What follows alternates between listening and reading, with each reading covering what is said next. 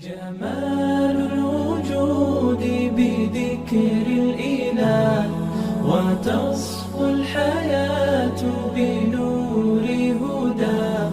جمال الوجود بذكر الإله.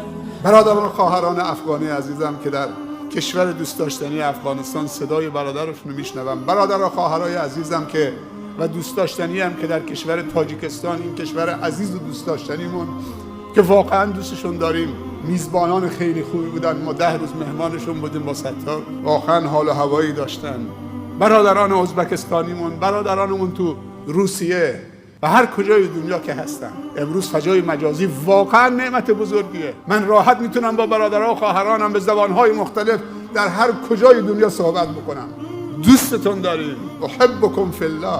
میخوام که بدرخشید، میخوام که هم خداتون رو پیدا بکنید هم خودتون رو پیدا بکنید. فرصت خیلی کمه، عمر ما کوتاهه، با غفلت کوتاهترش نکنیم. عمرمون خیلی کوتاهه، با غفلت کوتاهترش نکنیم.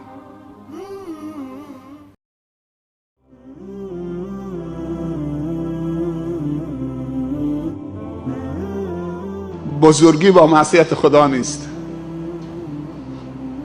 با فخر فروشی، با تکبر و خودخواهی نیست. بزرگی فقط یک راه دارد، در مقابل خدا و خلق خدا تواضع به خرج دادن. اگر کسی نماز بخونه، سجده بکنه، اما در مقابل خلق خدا تکبر و فخر فروشی و مسخره و تحقیر دیگران و این سجده ها به درد نمیخوره. تواضع برای خدا و خلق خدا با همه. این نماز تمرین تواضع در مقابل ربه که رب از تو خواسته و کان بالمؤمنین غلیظا ولا رحیما. رحیما، یکی از ویژگی های پیامبر این که به مؤمنین رحیم بوده، به بندگان خدا رحیم بوده. اگر یک کنیزی، غلامی، برده‌ای می آمد در خونش، من با سیدم، با آقام مشکل دارم، لباسش رو جمع میکرد، دنبالش راه میرفت در خانه سیدش، با این آقا چه مشکلی دارید؟ اگر دختر بچه 5 ساله دستش دراز میکرد، دستش میگرفت تو کوچه های مکه، تو کوچه های مدینه میچرخید تا زمانی که خودش خسته شده بود دستش در آورده بود، این دستش تو دست اون دختر بچه بود. یه روزی حسن و حسین رو 2 تا پاش رونش نشسته بودن، گاه وقتی حسن رو میبوسید، گاه وقتی حسین رو میبوسید. شخصی اونجا نشسته بود، گفت یا رسول الله تو بچه کوچک داری میبوسید؟ گفت بله، مگر تو نمیبوسید؟ اولادت، نوهات نمیبوسید؟ گفت من 10 تا فرزند دارم، یادم نمیاد که یکیشونو بوسیدم. گفت اگر خدا رحمت و شفقت رو از دل تو در آورده، من چه کارت کنم؟ کسی که رحم نکنه رحم نمیشه. من لا یرحم لا یرحم. بله، ما بچه میبوسیم، بچه کوچک رو نوازش میکنیم.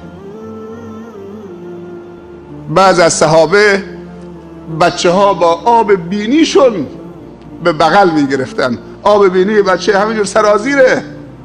ولی بازم امروزه هم داریم بعضی از بندگان خدا که توفیق پیدا کردن، ایتام و فقرا و بیمارای تو روستا و بغل میکنن، میارن بیمارستان و هزینه بیمارستانش هم تقبل میکنه که شاید به خاطر معالجه این بیمار یتیم فقیر خدا بیماری و درد و مشکلات از زندگی و اولادش دور بکنه. دنیا دینه، هر خدمتی به دیگران کرده همون خدمت چند برابر به خودت اگر نشد به فرزندانت برمیگرده. دنیا دینه. با این دید به دنیا، با رفتارهامون با این دنیا، در دنیا با این دید نگاه کنیم. از مکافات عمل غافل مشو، گندم از گندم بروید جو ز جو. هر چه کنی به خود کنی، گر همه نیک و بد کنی، کس نکند به تو آنچه که خود به خود کنی.